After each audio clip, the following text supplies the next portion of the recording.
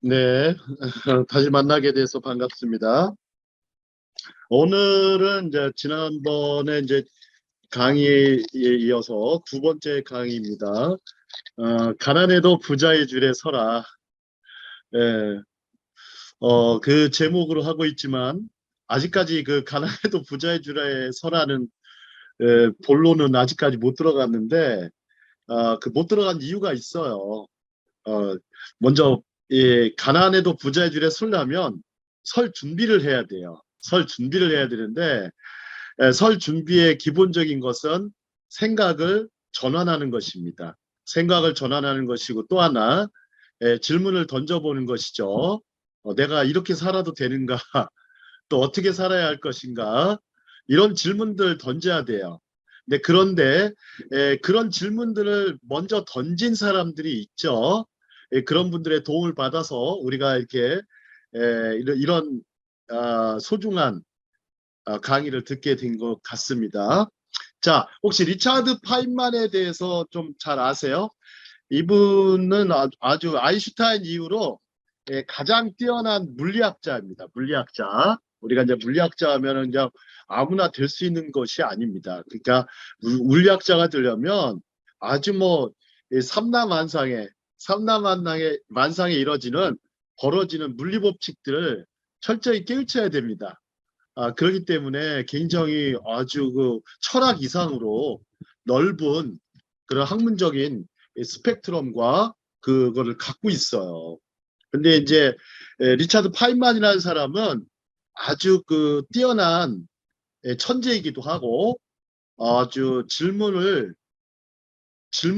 질문광이었어요. 그래서 오른쪽에 여기 보시면 그림 보시면 파인만은 항상 그 노트를 갖고 다녔어요. 그래서 어떤 해결하지 못한 문제가 있으면 반드시 노트를 꺼낸 다음에 그 노트 이름이 뭐예요? 내가 모르는 것들의 공책.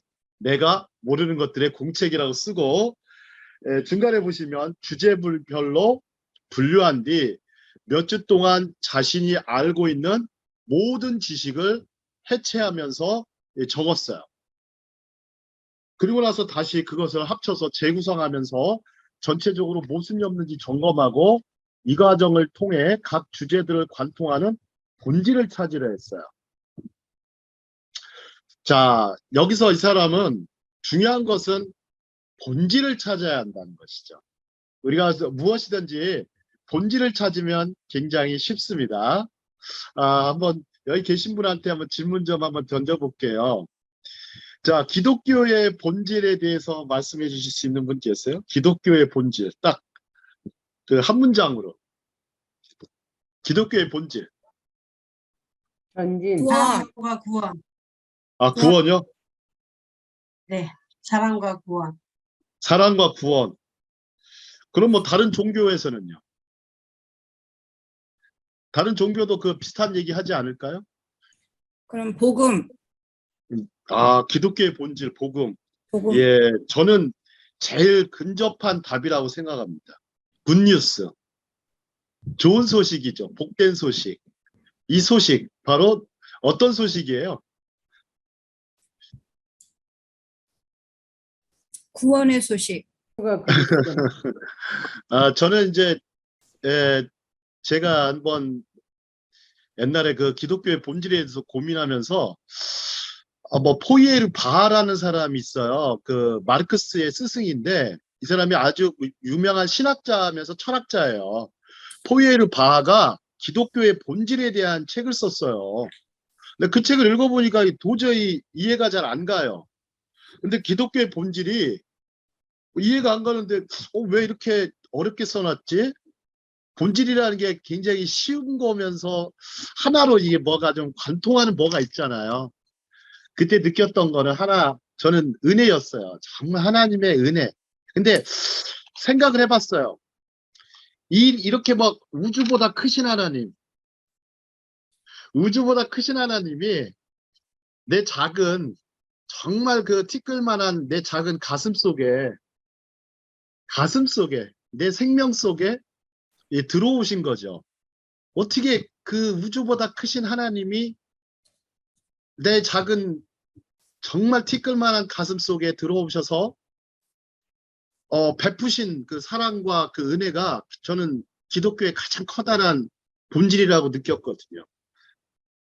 자, 그럼 한번 저희 수업이 강의 자체가 저기 그런 본질을 물어보는 수업은 아닌데 한번 다시 한번 본질로 가볼게요. 자, 그러면 한번 생각해 볼게요. 자, 유대교의 본질은 뭘까요? 유대교의 본질. 주다이즘의 본질은 뭘까요? 우리 요셉 목사님, 유대교의 본질에 대해서 잠깐 말씀해 주실 수 있겠어요? 아이고, 그거 굉장히 어려운 질문인데요. 예, 예. 그저 이 하브르타는 그저 다 정답이 아니라 해답을 말하면 되는 거니까. 네네. 유대교의 본질은 그 하나님의 말씀을 맡은 민족으로서의 삶, 그런 게 아닌가 싶은데요. 자, 되게 어려운 내용이에요. 쉬운 것 같아도.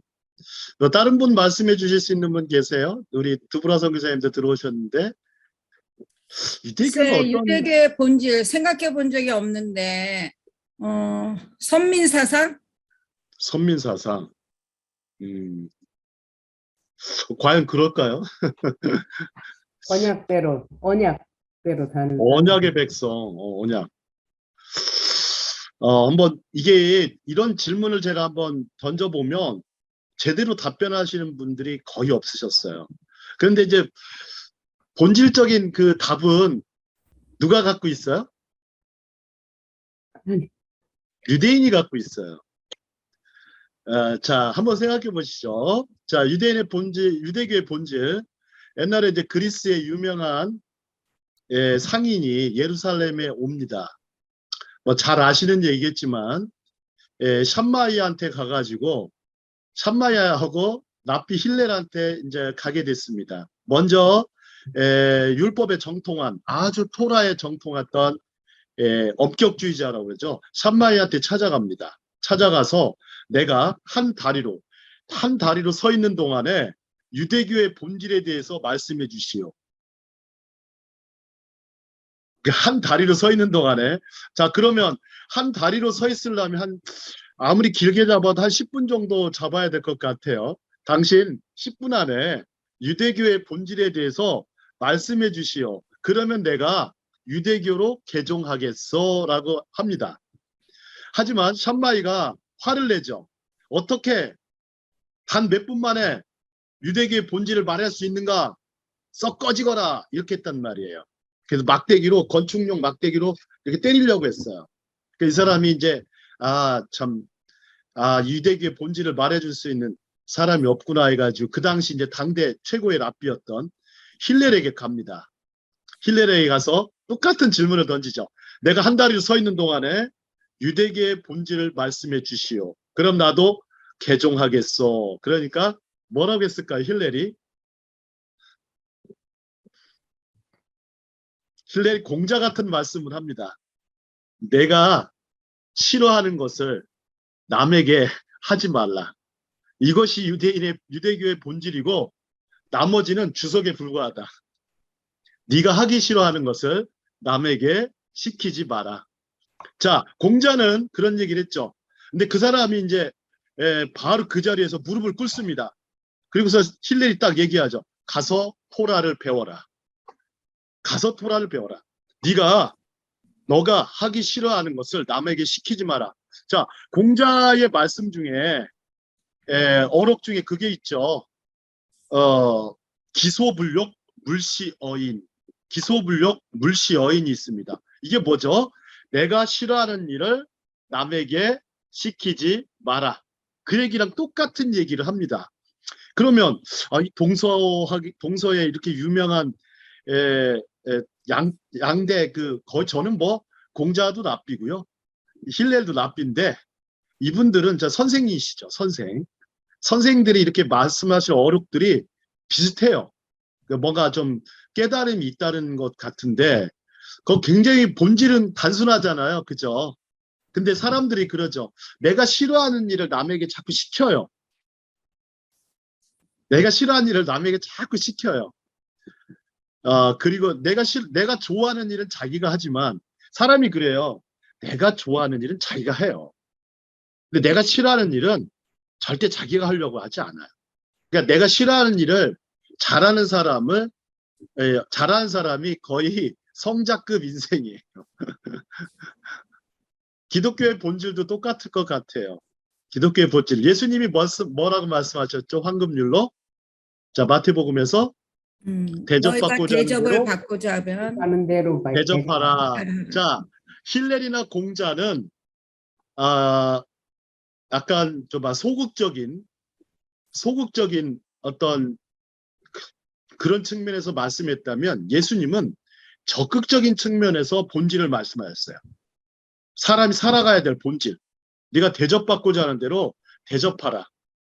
자, 한번 사람들은 자기가 대접받고 싶은 게 있거든요. 인정받고 싶은데 그러려면 남을 그만큼 이상으로 대접하고 인정하는 노력이 필요하죠.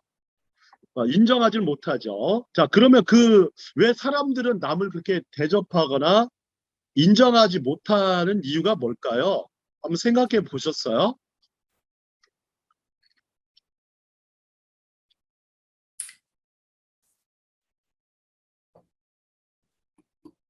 보통 사람들의 그 가장 기본적인 특징이 있어요. 인간의 가장 기본적인 특징.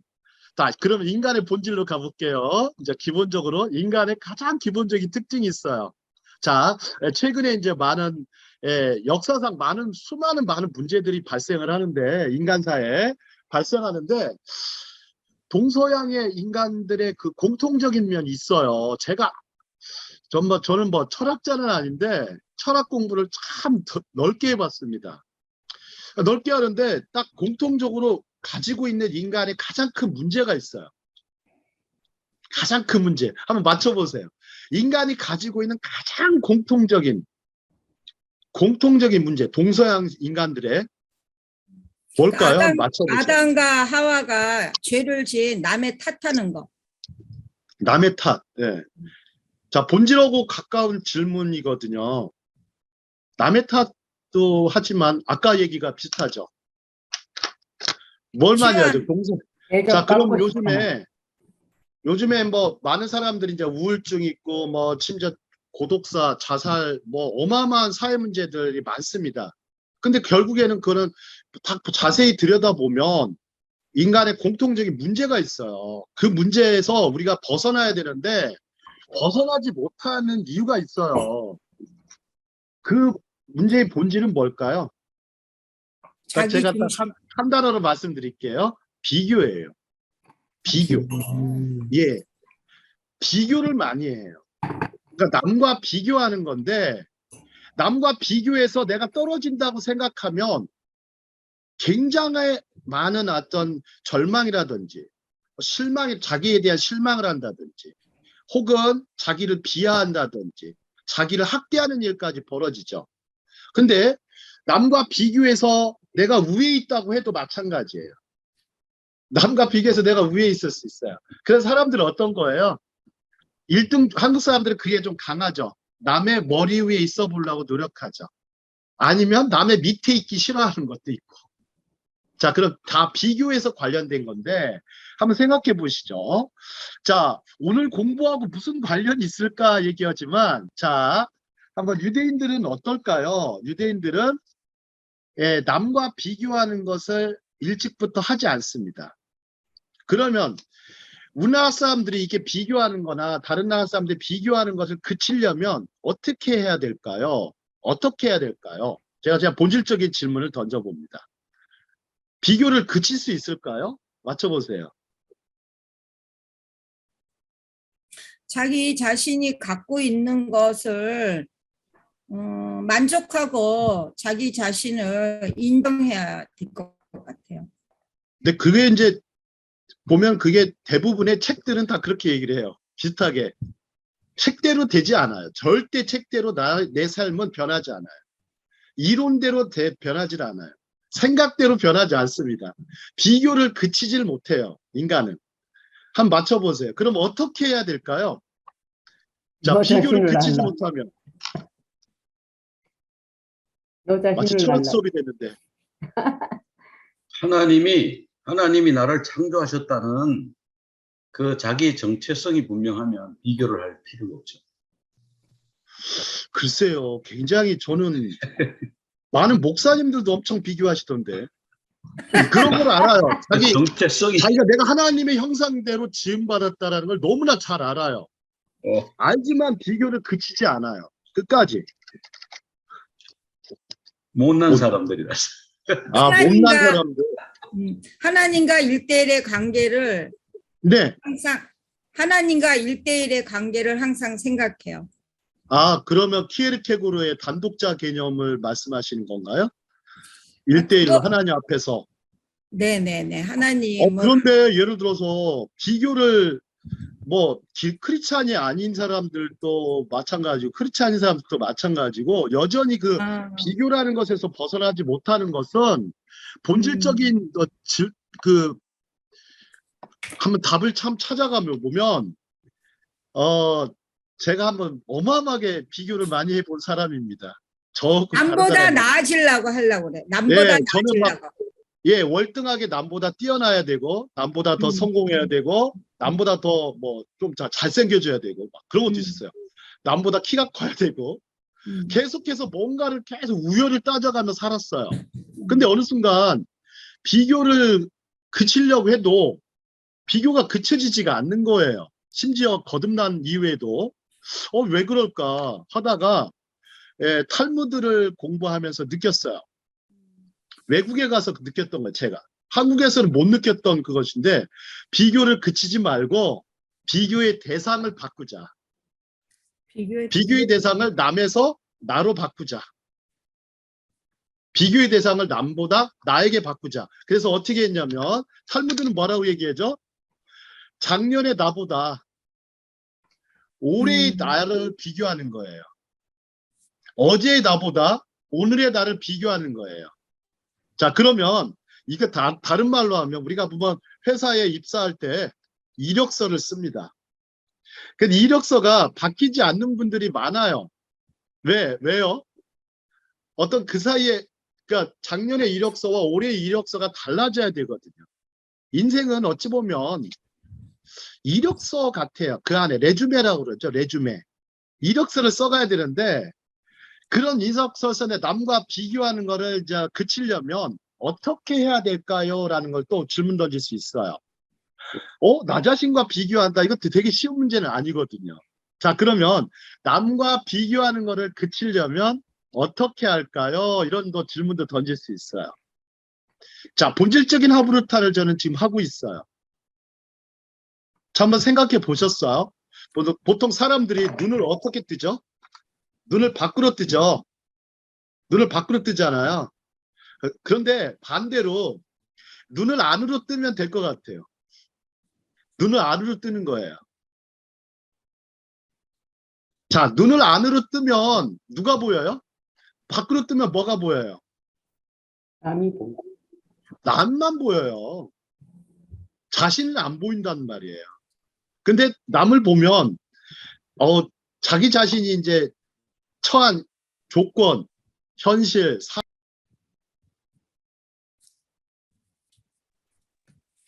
그죠? 그러면 그 상황에 맞춰서 자신을 살아가야 되는데 그게 살아가는 게 이제 그 자족하는 정신이에요. 자신의 상황, 현실, 그 조건에 맞춰가서 살아가는 게 자족하는 건데 자신의 조건 상황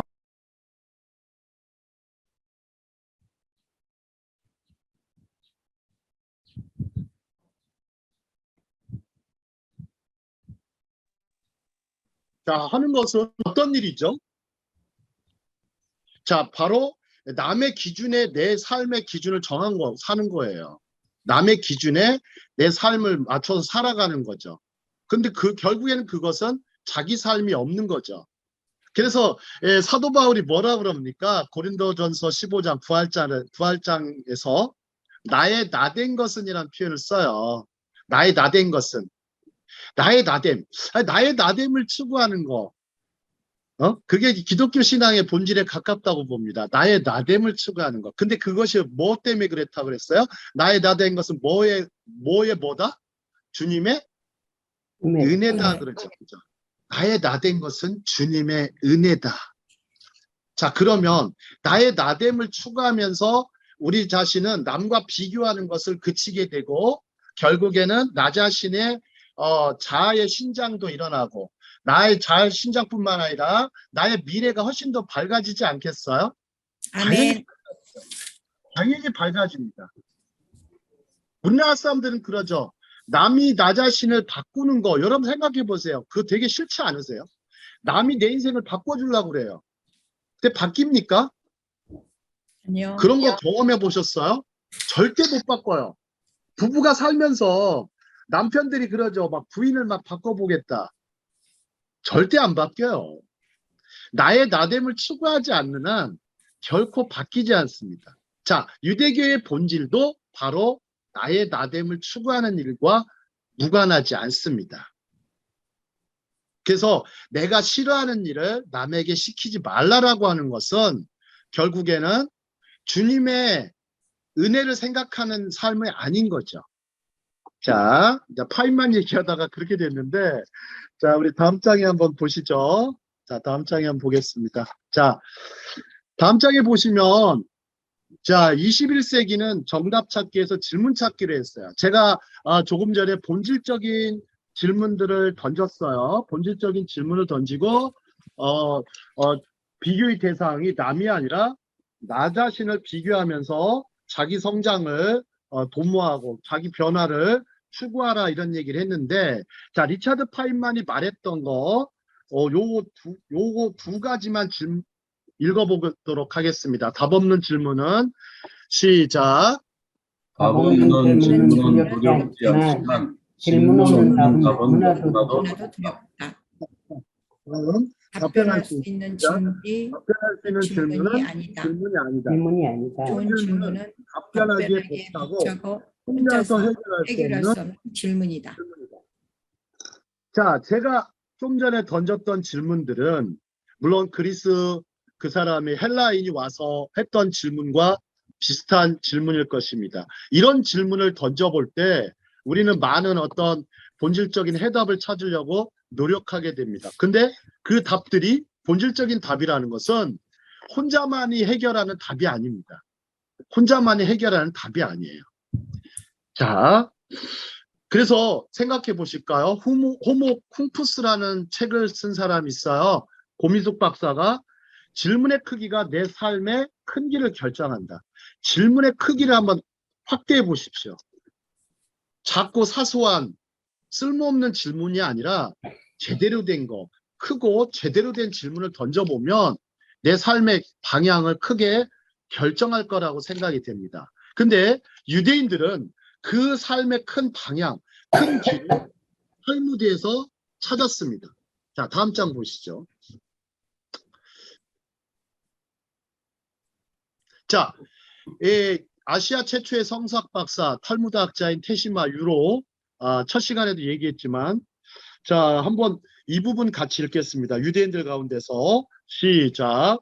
유대인들 가운데서 세계적으로 명성 있는 인물이 많이 배출된 이유 중에 가장 큰 이유는 유대인 모두의 마음속에 뿌리내린 유대교적 사고방식과 탈무드의 전통이라고 생각한다. 유대인은 유대인은 5천 5천 년이라는 오랜 세상의 역사 속에서 그를 두 교의 철학과 사상을 내면에 응축시켜왔던 것이다. 그들에게는 최고, 최대, 최후의 진짜 탈무드이다. 자, 굉장히 동의하시는 분도 계시지만 동의하지 않는 분들도 계시겠죠. 하지만 테시마 유로는 정말 뛰어난 학자 중에 학자입니다. 그분이 그런 말을 했다 그러면 저는 굉장히 신뢰합니다. 자, 다음 장을 보시죠. 자, 그러면 다음 장. 유대인들의 성공법 교과서 탈무드. 자, 유대인들은 자신의 어떤 성공의 근간 혹은 지혜의 근간을 탈무드로 삼았습니다. 자, 탈무드가 말합니다. 지혜는 그것을 이용하려고 하는 자의 머리 위에서만 반짝인다. 자, 이게 무슨 말일까요? 지혜는 그것을 이용하려고 하는 자의 머리 위에서만 반짝인다. 누구 한번 말씀해 주시겠어요?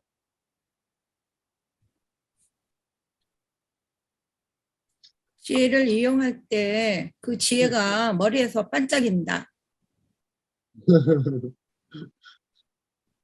혹시 요즘에 머리에서 지혜롭게 반짝이는 경험 해보셨어요? 머리 위에서 뭐가, 머리 위에 혹시 영감이라는 거는, 영감이라는 것은, 참, 우리 기호로 얘기하면 전 느낌표 같아요.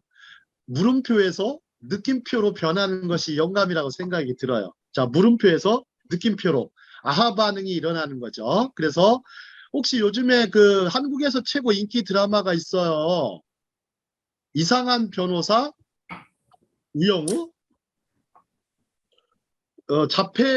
자폐를 앓고 있는 자폐 스펙트럼을 갖고 있는 변호사인데, 어떤 복잡한 문제, 풀기 어려운 문제 있을 때 갑자기 머릿속에 고래의 영감이 막 떠오릅니다. 그러면서 문제를 해결을 해요. 야, 그때 저 대목은 굉장히 하브루타와 너무 밀접한 순간이었어요, 저는. 혹시 그 드라마 보시나요? 우영우인가? 예. 안 어, 봅니다. 주로 TV를 안 보세요? 잘 안 봐요. 여기는 안 나옵니다. 어, 저는 뭐 TV를 자주 보는 편은 아닌데, 누가 한번 보라고 그래서 잠깐 봤더니, 굉장히 아주 많은 귀중한 가치를 많이 얻고 있어요. 자, 지혜는 그것을 이용하려고 하는 자의 머리 위에서만 반짝인다. 한번 생각해 보겠습니다. 혹시 천재들을 만나보신 적 있어요? 천재. 정말 저 사람은 천재다. 아니면 뭐 없습니다. 본인이 천재라고 생각하시는 분. 난 천재다. 이름이 천재인 사람을 봤어요.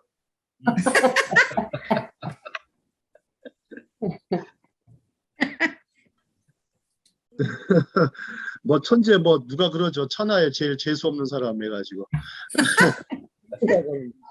네, 천재는 저기 영어로 지니어스예요. 지니어스인데 이게 어원적으로 이 그리스어예요. 페르시아어예요. 페르시아 음, 말에서 나왔어요. 그래서 혹시 알라딘의 요술램프가 보면 거기에 등장하는 그 저기가 나와요. 지니. 네, 지니가 나오죠. 지니. 지니는 뭐 굉장히 엄청난 저기죠. 뭐 천재이기 때문에 뭘 하더라도 막 어마어마한 일을 해내요. 막 옮겨달라고 그러면 왕궁도 다 옮겨 놓고 막 그다음에 야 나를 카페트에 태우면 또 카페트 타고 막 멀리까지 가게 만들고 신밧드 근데 이제 알라딘이죠. 알라딘. 근데 이제 어 중세 시대까지는 영감이라는 게 있어요. 영감은 신이 많이 주셨다고 생각했어요. 신의 그 선물이라고만 생각했어요. 그래서 아무나 될 수 있는 게 아니고 굉장히 어떤 성경을 깊이 연구하거나 기도 생활 많이 하거나 수도 생활 많이 하는 사람에게만 영감이 온다고 생각했어요. 그러다가 갑자기 르네상스 시대에 바뀌면서 뭐로 와요? 인간에 대한 탐구가 깊이 이루어져요. 영감이 그 다음에 또 뭐가 일어나요? 나중에 계몽주의 철학이 일어나고 과학이 발전하면서 단순히 창의성이나 영감은 상상력은 신이 그때그때 부여해 준 것도 있지만 인간이 뭐 하는 거예요? 개발할 수 있는 부분이 많구나. 그때부터 느끼죠. 그래서 그때부터 느끼면서 많은 사람들이 이 계몽주의 시대 이후에는 천재성을 발휘하는 사람들은 태어나면서 천재일 수도 있지만 어떻게 하는 거예요? 그렇죠. 후천적으로 뭔가 발견하는 거예요.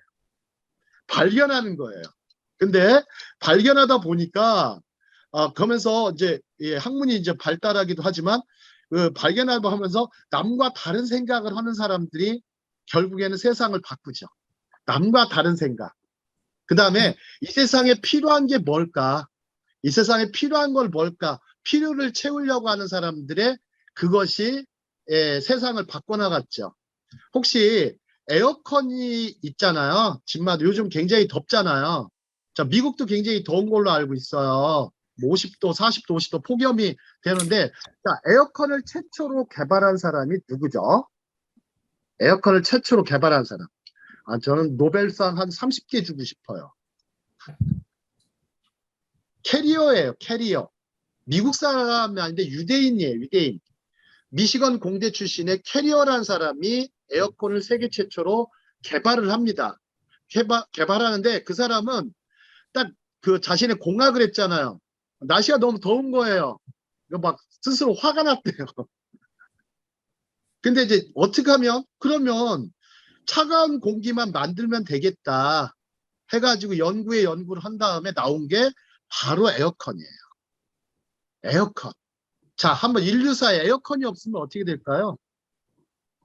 에어컨이 없으면 에어컨 없으면 뭐 사람들이 더워서 막 죽고 막 그렇게 되죠. 지구가요 전체가 다 열대지방으로 변해요. 에어컨이 없으면. 그러니까 그만큼 그 유대인의 그 캐리어라는 사람은 되게 뭐 종교적으로 뭐 저거한 사람이 아닌데, 그러나 그 사람은 훌륭한 그 유대인의 그런 생각을 했던 거죠. 아, 세상을 내가 바꿔봐야 되겠다. 세상에 필요를 채우는 사람이 돼야 되겠다. 근데 그런데 이제 그런 생각을 하는 데 있어서 세상에 필요를 채운다는 사람이 되겠다. 그런 발상을 해야만 하는 게 중요하거든요. 자, 그럼 한번 생각해 보죠. 그 다음 줄에 보시면 탈무드는 계속해서 말합니다. 한번 여기를 보시죠. 한번 두 번째 거 읽어볼까요? 시대가. 시작. 시대가 새로워진 것이 아니라 우리가 새로 태어난 것이다. 중요한 거예요. 우리가 새로 태어난 거예요. 자, 보통 우리가 이제 많은 사람들이 성경 공부를 합니다. 성경 공부를 하고 영경 연구를 하지만 대체적으로 보면 추상적이고 윤리적인 수준에서만 머물러요. 하지만 탈무드 공부를 하게 되면 어떻게 되냐면 아주 구체적이고 실증적인 참고서나 안내서가 될 수가 있어요. 자, 그렇기 때문에 탈무드는 아주 그 강조하는 부분이 지혜로운 사람이 되자는 거예요. 지혜로운 사람이 되자고 하고 지혜를 이용하는 힘을 키우자고 주장을 많이 하는 것이죠. 자, 다음 장 보시죠. 자, 다음 장에 보시면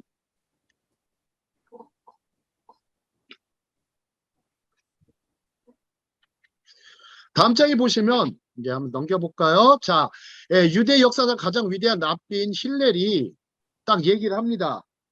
자, 자기에게 가장 좋은 선생은, 여기서부터 한번 읽어볼까요? 자기에게 가장 좋은 선생은 자신이다. 이렇게 학생을 잘 알고 있고 이처럼 깊이 학생을 동정하고 이처럼 강력하게 학생을 격려하는 선생이 있을 수 없지 않은가.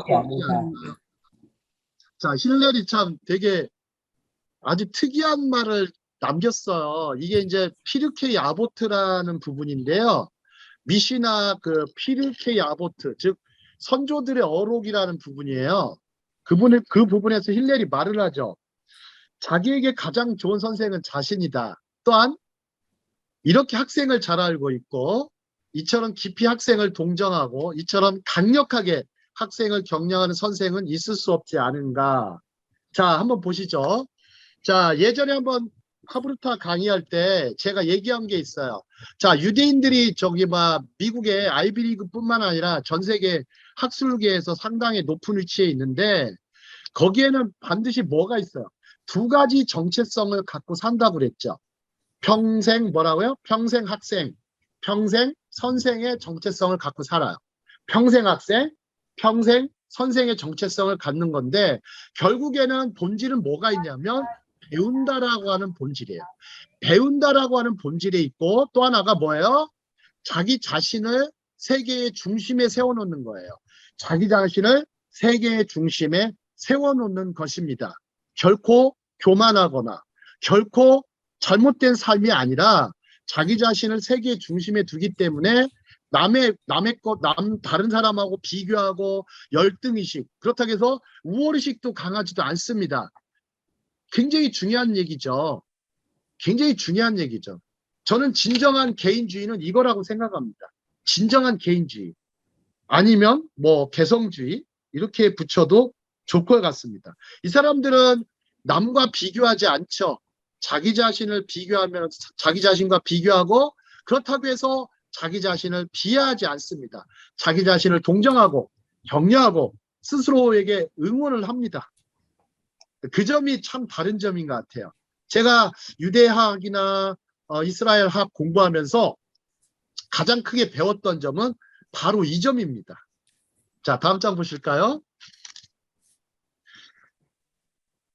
자, 탈무드를 왜 배우는가? 그것은 곧 나의 나됨을 추구하는 것이다. 자, 강의 중반에 제가 나의 나됨은 하나님의 은혜라고 고백했던 바울의 고백처럼 우리가 탈무드를 왜 배우는가 하는 것은 결국 나의 나됨을 추구하는 것. 즉, 아까 좀 전에 얘기했던 선생으로서 평생 선생으로서의 정체성, 평생 학생으로서의 정체성을 갖기 위한 것입니다. 자, 한번 중간에 보시면 빨간 글씨가 보이시죠? 행복은. 자, 나의 같이 나됨. 읽어보겠습니다. 행복은 시작. 행복은 나의 행복은 나의 나됨을 나됨을 추구하는 것이다. 나됨을 추구하는 것이다. 유대인들의 유대인들의 진정한 진정한 성공은 거기서부터 나온다. 나온다. 나는 그런 행복한 성공자 유대인들을 살면서 유대인들을 살면서 수도 수도 없이 없이 만나보았다. 만나보았다. 자, 이제 여기에 계신 분들은 인생 전반전은 다 끝나셨죠? 그죠? 이제 인생 후반전이 남아 계세요. 이제 하프타임이, 저는 지금은 하프타임이라고 생각은 들긴 하지만, 이런 시간에 이렇게 이런 강의를 만나는 것도 저 자신도 굉장히 아주 뜻깊은 시간 같아요. 자, 뜻깊은 시간 같아요. 아멘. 자, 살면서 이 부분 읽어보겠습니다. 살면서 시작. 살면서 살면서 한 번은 대단히 성공한 유대인을 만나라. 그리고 그리고 자신의 삶을 바꿀 리얼하고 도전적인 대화를 나누라. 스티브 잡스의 말대로 남의 삶을 찾아라. 많은 시간을 보내지 말고 진정으로 자신의 자신을 삶을 찾아서 위풍당당하고 인생 후반전을 살라. 그러려면 그러면 성공적인 삶을 삶을 살아야 한다. 자, 성공적인 삶을 살기 위해서 탈무드를 배워야 되는데, 제가 어떻게 구체적으로 어떻게 탈무드를 어떻게 배울 것인가에 대한 얘기는 하고 싶지는 않습니다. 한번 자발적으로 찾으셔서 공부하셔도 좋고, 아니면 유대인들한테 물어보면 됩니다. 탈무드적인 삶을 살려면 어떻게 할 것입니까? 라고 물어보는 거, 질문하는 거, 그것이 좋습니다. 자, 다음 장에 보시죠. 탈무드의 실천 효과입니다.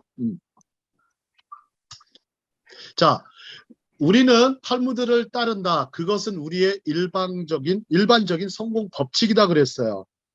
자, 그 다음에 기업이 성공하려면 나부터 개혁해야 한다. 그 시작에는 탈무드가 있다. 자, 근데 재밌게도 여기 대목을 잘 보면요. 결국에 다 나의 나됨이에요.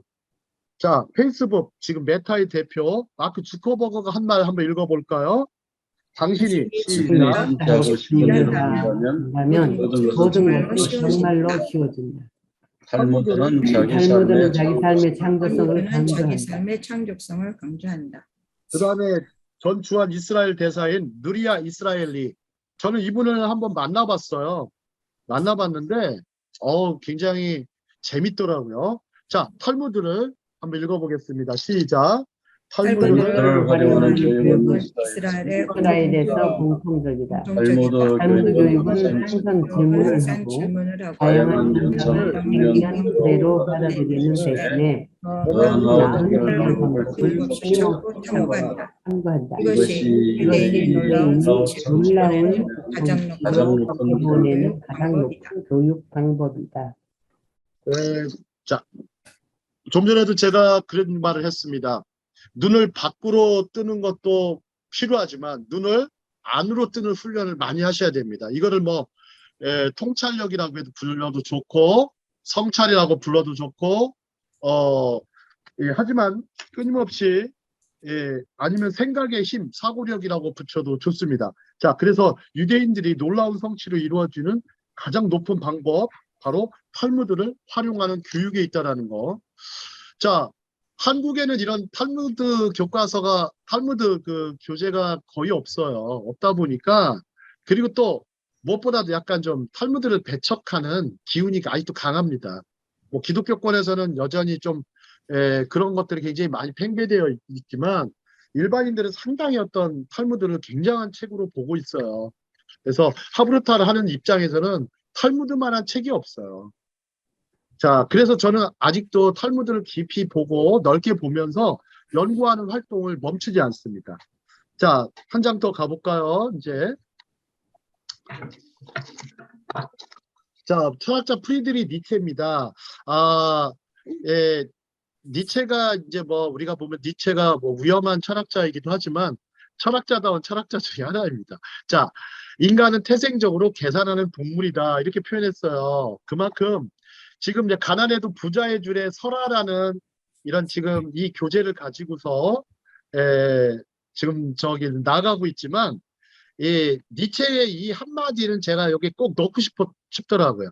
인간은 태생적으로 계산하는 동물이다. 이게 무슨 말일까요? 인간은 이해타산에 따라 산다는 거죠. 이해타산. 그렇죠. 동의하시나요? 인간은 대부분 이해타산에 따라 산다. 동의합니다. 예, 맞습니다. 이거를 동의하셔야 돼요. 인간은 태생적으로 계산하는 동물이다. 아까 비교를 멈추지 않는다고 했잖아요. 비교를 멈추지 않으면서 또 하나의 행동은 뭐냐면 계산하는 동물이라는 거예요. 계산하는 계속해서 한다는 거예요. 자, 그러면 다음 장에 한번 보시죠. 그러면 이게 탈무드와 유대인의 성공법과는 무슨 상관관계가 있을까 한번 고민해 보셔야 돼요. 성공적인 삶을 살아가는 데 있어서 탈무드가 무슨 상관관계가 있을까? 무엇 때문에 이 사람들은 탈무드에 푹 빠져 살아갈까? 어떤 분이 그런 책을 썼어요. 성경은 경영학 교과서다 이런 책을 썼지만 실제적으로 그 책은 저한테 굉장히 도움이 되지는 않았어요. 다만 성경의 비즈니스적인 파트에서 좀 정직하게 살아라고 하는 그런 어떤 가치 그건 좀 발견했어요. 하나님 앞에서 비즈니스를 해야 되겠다. 하지만 유대인들은 과연 하나님 앞에서 비즈니스를 하면서 성공을 했거든요. 자, 그 성공 비결이 어디에 있을까? 한번 더 좀 더 살펴보도록 하겠습니다. 자, 다음 장입니다. 자, 유대인들은 많은 수의 부자들이 있죠.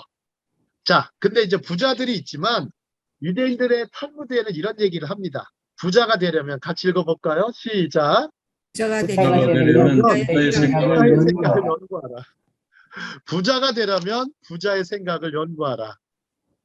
자, 한번 볼까요? 각자가 내리는 부자의 정의가 있어요. 한국에서 말하는 부자. 자, 탈무드와 유대인이 말하는 부자.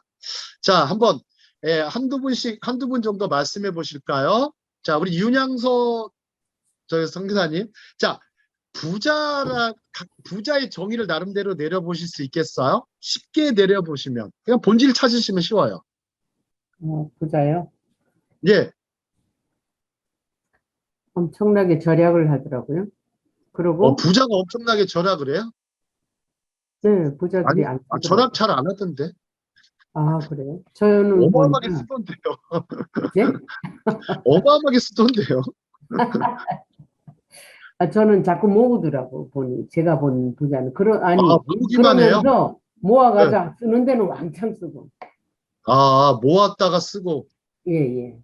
그거는 뭐 가난한 사람도 똑같은 것 같은데 모았다 쓰고 그러는데.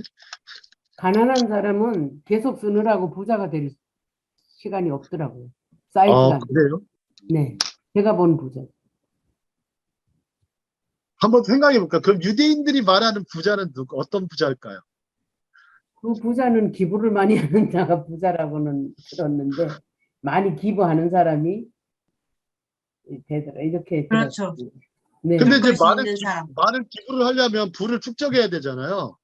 예. 그 부의 저는 생각한 게 뭐냐면 부의 축적 과정을 말씀해 보고 싶은 거예요.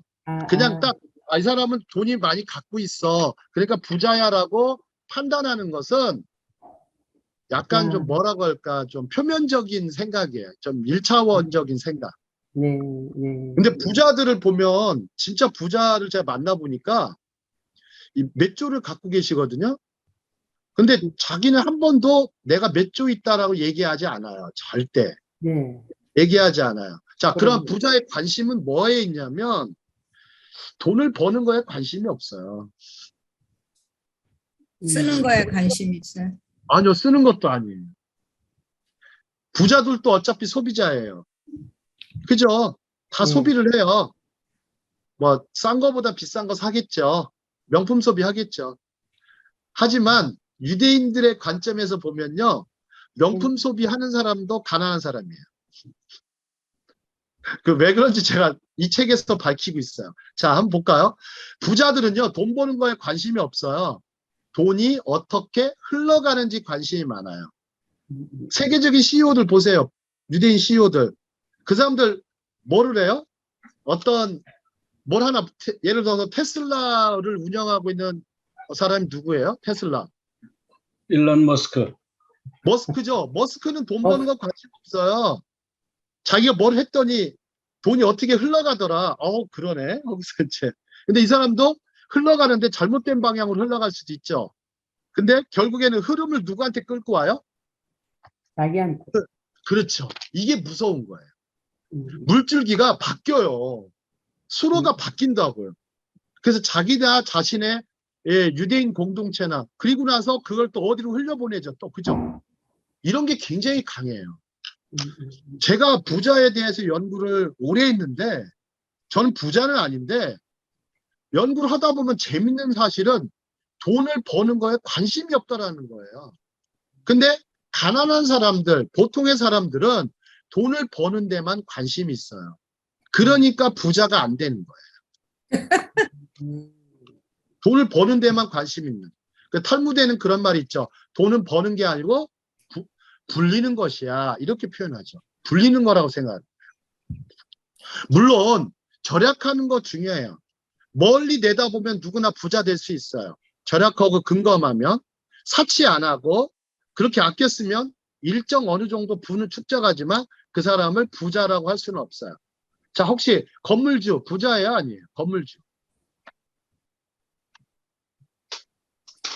또 부자인 사람도 있고 예. 완전히 깡통처럼 건물만 있고 빚 잔뜩 있는 그런 사람도 하우스 있고. 투어. 예, 예. 예. 그럼 은행 예, 돈이가 조물주 밑에 이러더라고요. 건물주 있다고 그러죠. 예. 저는 그런 말 되게 싫어합니다. 건물주 위에 조물주 계시다 이렇게 해야지. 이게 뭐예요, 그게? 아니, 수준이 당연하죠. 예, 수준 낮게 그게 뭐예요? 생각하는 관점이. 되게 어리석잖아요. 말하는 것 자체가. 약간 좀 만번이지. 이런 얘기하고 싶어요. 약간 천박한 부자들은 많아요. 천박한 부자. 예. 그래서 부자는요, 부러움의 대상이 아니에요. 저는 부끄러움의 대상이라고 봐요. 제대로 돈도 쓸 줄 모르는 사람들. 천박한 부자들이 너무나 많아요. 천박한 부자들. 너무나 많아요. 자, 그럼 다음 장에 한번 보시죠. 다음 장에 보시면 좀 재밌는 게 있어요. 전통적인 부자는 부를 대물림에 한 사람이 많아요. 특히 뭐를 많이 갖고 있어요? 부동산을 많이 갖고 있죠. 금융자산은 얼마 안 돼요. 안정지향이고. 그 다음에 이제 신흥부자들은 보시죠. 신흥부자, 변호사, 의사, 전문직. 그 다음에 이 사람들은 부동산 한 50%, 금융자산 50% 정도 이렇게 되는데 뭐 이런 어떤 차트나 이런 뭐 데이터나 이런 통계나 설문들은 별로 참고 자료가 돼야지 부자의 삶을 부러워하면서 자신의 삶을 부끄러워해서는 안 됩니다. 저는 저는 제일 부자인 분을 만난 적이 있는데요. 저는 그분이 참 멋있는 것 같아요. 그분이 이분은 이제 목사이면서 사업가셨어요.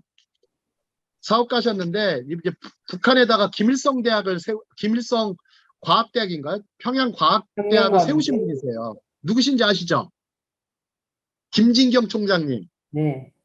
김진경 총장님이 텍사스에 엄청난 부자 친구가 있었어요. 야, 이 눈에 보이지 않는 저 땅이 다 내 땅이야. 눈에 보이지 않는 저 끝까지가 내 땅이라고. 그러니까 김진경 총장이 뭐라고 하셔요? 너 별거 없네. 나는 하늘과 땅의 모든 권세를 쥐고 계신 주님과 함께 사는 사람이야. 마태복음 28장. 나는 하늘과 땅의 모든 권세를 쥐고 계신 그분과 함께 사는 사람이야. 진짜 부자죠. 진짜 부자죠. 그런 게 좀 멋있죠. 자, 다음 장을 한번 보시죠. 다음 장. 예, 여기까지만 하고 이제 오늘은 마치도록 하겠습니다. 자, 세계를 움직이는 유대인의 경제관념. 왜 저 사람들은 이렇게 부자가 많지? 자, 위에 제목 한번 보세요. 부끄러움을 뭐로 바꿔라? 부러움으로. 부끄러움을 부러움으로 바꿔라. 먼저 우리가 부자들의 생각을 하려면요. 부자 마인드를 갖추려면 부끄러움을 멈추셔야 돼요. 부끄러움을 멈추셔야 돼요. 부끄러움은 곧 어디서 나와요? 아까 얘기했죠. 비교에서 나와요. 비교.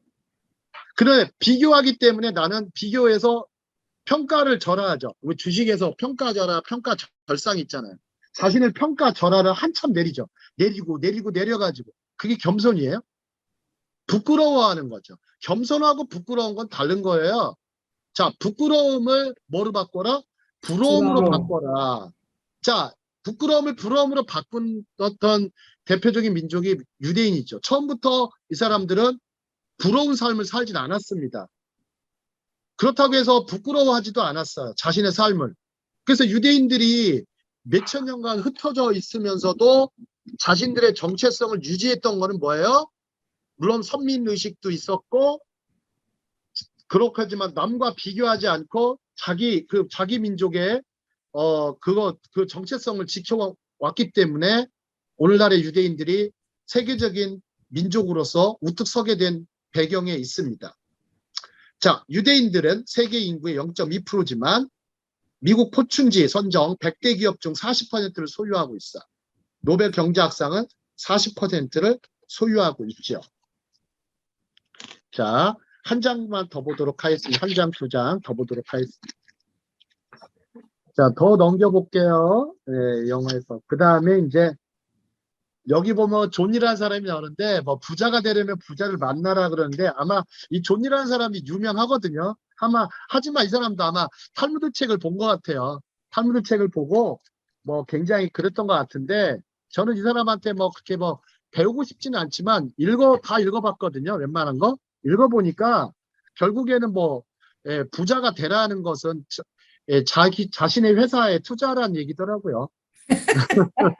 자, 그래가지고 뭐야 이거 그러면서 이 사람은 이 사람은 아니다. 지가 뭐 유태인도 아니고 그냥 단순한 좀 돈 많은 한국인이다 정도로만 생각하고 있습니다. 자, 다음 장 보시죠. 그렇다면 유대인들은 다음 장이요. 자, 유대인들은 천부적으로 타고난 장사꾼인가? 자, 장사꾼은 아니고 자, 유대인들이 탁월한 장사꾼이 된 것은 그것 말고는 살 길이 없었기 때문이에요. 자, 유랑하면서 이들은 농사를 짓는 것보다 유목민처럼 전 세계를 유랑하면서 장사하는 법을 철저히 터득한 민족이죠. 그래서 이 베니스가 옛날에는 최고의 적이었잖아요. 근데 그곳에 최초의 게토라고 있어요. 게토. 유대인들의 공동체가 게토인데 베니스에서 시작이 돼요. 근데 이 베니스가 세계적인 어떤 그 당시로는 최고의 그 부자 도시였어요. 부자 도시가 된 이유도 바로 그 유대인들이 거기에 정착하면서 상업을 통해서 엄청난 부를 축적한 거예요. 전 세계를 돌면서 대상으로 했던 거죠. 진정한 세계주의자였어요. 이들은 세계화가 이미 되어 있던 사람들이에요. 유랑하면서 미리 오래전부터 세계화를 했기 때문에 유대인들이 어마어마한 부를 축적할 수 있었고 또 그 부를 계속 유지하기 위해서 계속해서 공부를 했죠. 특히 무슨 공부요? 경제 공부, 금융 공부를 많이 했죠. 자, 현명한 사람이 되려면 금융 재무 지식에 능통해져라. 금융 재무 지식에 능통해져라. 금융 재무 지식에 능통해져라. 자, 그러시면 여러분들이 하실 일은요, 뭐냐면 신문을 좀 많이 보세요. 특히 경제지를 많이 보세요. 경제지를 보시면서 금융 재무지식에 능통해지시기 바랍니다. 그래야 성도들도 도와줄 수가 있어요. 혹은 성도 교인들도 부자를 만드는 부자 프로젝트를 할 수가 있어요.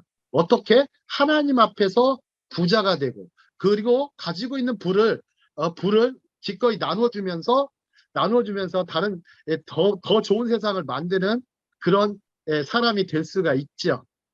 자, 오늘 강의는 여기까지 하도록 하겠습니다.